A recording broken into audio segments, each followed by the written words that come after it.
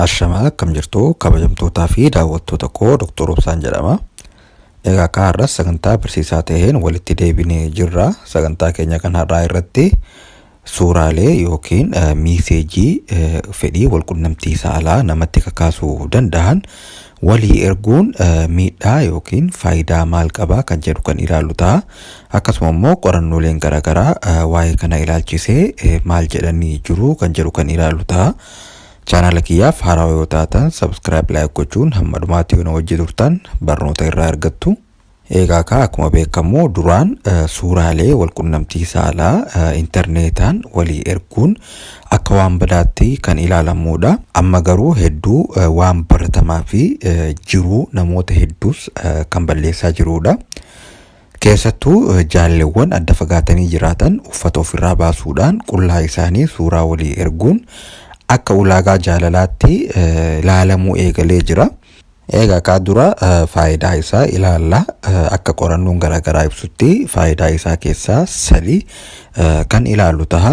Faayidaa isaa keessaa inni dura walitti dhufeenya jaalleewwan lamaan jidduu jiru ni jabeessaa jedhamee yaadama.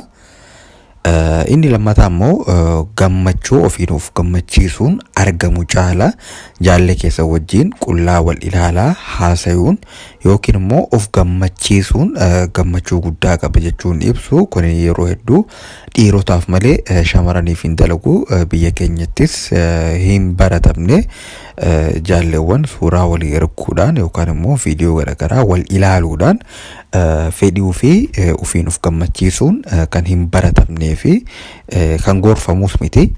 Inni sadaffaan immoo jaalala fageenyaan jiru akka adda hin citnee fi dhaabataa ta'uu gargaara jechuun himu.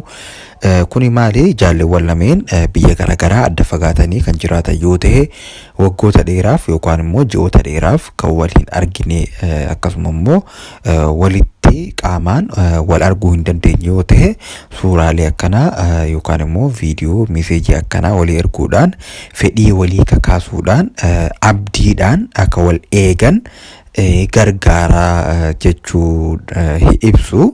Egaa amma immoo faayidaa isaa ilaallee booda miidhaa isaa kan ilaallu ta'a. Miidhaa isaa keessaa inni dura isin saaxila. Kana jechuun maali? Namni jaallee kooti jettanii isin amantanii suuraa yookaan viidiyoo qullaa isaaf ergitan viidiyoo sana waan isin argisiiseef qofa akka gootatti of ilaaluun hiriyoota isatti argisiisuu danda'a. Yeroo kanatti immoo suuraan sun harka isaatii bahuun namoota hedduu bira gahuu danda'a. Suuraa keessan interneeta irrattis arguu dandeessu. Kun immoo dhiibbaa cimaa fi cinqii akkasuma immoo gadda guddaaf isin saaxila. Namni kun jaallee kooti jaaladhee hin jira jettanii suuraa yookaan immoo viidiyoo walqunnamtii saalaa kakaasuu danda'an eega itti ergitanii booda namni kun immoo hamma isin jaalattan saniin isin jaalatuu dhabuu danda'a. Yeroo sana immoo hiriyoota isaa bira dhaquudhaan mijiyootana suuraa ergisiisee jira laalii akkanatti viidiyoo ergisiisaa jira jechuudhaan akka gootaatti ilaaluun suuraa yookaan viidiyoo kana hiriyoota isaafis erguu danda'a. Suuraan kun immoo waggaa 2-3 booda yookaan ji'oota muraasa booda viidiyoo kana interneeta irratti of arguu dandeessu. Yeroo kanatti immoo dhiibbaa guddaa xiinsammuudhaafis isin saaxila. Kanaafuu of eeggannoo cimaa godhuu qabdu. Inni lammaffaan immoo rakkoo cimaa keessa akka seentan isin taasisa.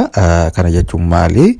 Jaallee keessan kan suuraa ergitaniif sanaa wajjin yeroo adda baatan suuraa sanaan isin sodaachisuudhaan waan barbaade akka isin gootan isin dirqisiisuu danda'a. Kanaaf jaallee keessan ka hedduu amantan yookaan immoo abbaa manaa keessan ka hedduu amantan yoo hin ta'in suuraa yookaan immoo viidiyoo akkanaa erguun abadan kan gorfamu miti faayidaa isaa irra miidhaa isaatu baay'ata. Kana jechuun maali?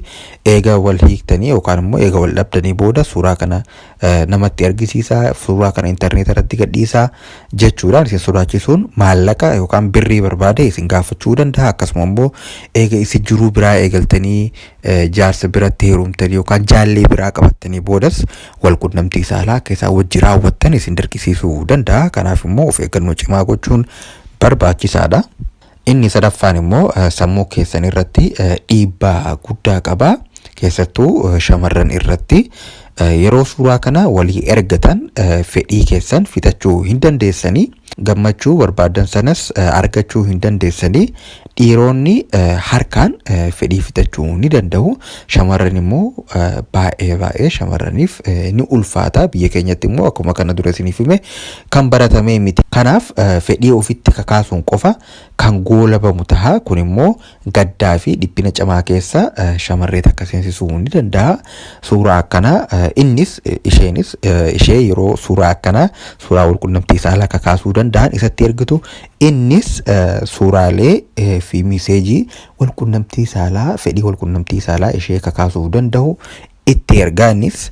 Yeroo kanatti immoo fedhiin ishee yeroo kaka'utti namni kun dhufee fedhii san isii fitachiisuu hin danda'u. Akkuma kana dura isiniif hime adda fageenyaan waan jiraniif fedhii ishee fitachiisuu hin danda'u. Akkanumatti fedhii ishee kakaasuudhaan qofa kan goolabamu ta'a. Kun immoo gadda cimaadhaaf, aariidhaaf ishee saaxiluu danda'a. Akka dhiirotaatti maybe harkaan fitachiisuu yookaan immoo yeroodhaaf fedhii ishee qabbaneessuu hin dandeessu. Shamarreen biyya keenyatti waan baratamee miti. Kanaaf walquunnamtiin saalaa piraaktiisiidha malee tiyoorii miti. Tiyoorii akkana waan haasawaa qofaan gammachuun argamuu hin danda'u yookaan immoo suuraa walii ilaaluudhaan qofa gammachuu argachuu hin dandeessanii. Kuni waan dalagamuudha. Yeroo wal argan, yeroo qaamaan walitti dhuftan waan dalaguu dandeessan malee waan fagootti qilleensa irratti haasa'uun gammachuun itti argamuu miti. Egaa kabajamtootaa fi daawwattoota koo sagantaa keenya kana har'aa asirratti fixnee jirra. Yeroo dheeraadhaaf adda bannee jirra nan beeka. Amma danda'ameen dafnee walitti dhufuudhaaf yaalii nan godha. Egaa chaanala kiyya faaraa yoo taatan subscribe, like gochuun gaaffii kamuu kan qabdan yoo ta'e komentii irra naaf kaa'uu dandeessu. Sagantaa itti aanutti hanga walitti deebinutti fayyaa argadhaa. Fayyaan dhabina.